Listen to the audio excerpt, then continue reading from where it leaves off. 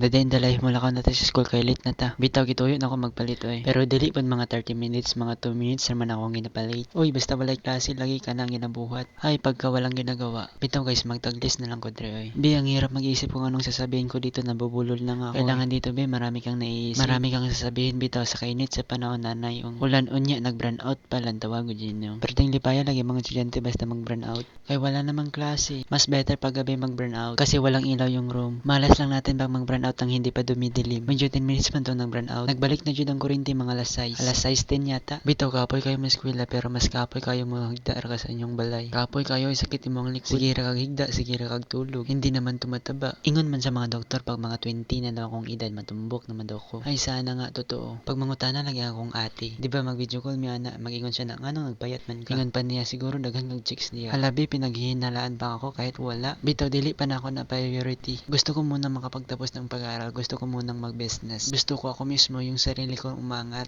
Kaya iniiwasan ko muna makakasira sa mga plano ko. Bitaw amping mo tanan.